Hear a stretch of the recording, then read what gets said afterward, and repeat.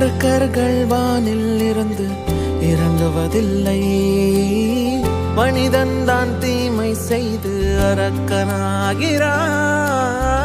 இதயத்தில் தர்மம் என்றும் உறங்குவதில்லை, இதை உணர்பவன் தானே மீண்டும் மனிதன் ஆகிறான். இங்கு எதை தேடி வந்தோம் என்று, எதுவாக ஆனோம் என்று அறியாதவன் மிருகமாகிறான். நான் யார் இறைவா, விடைத்தாய் இறைவா.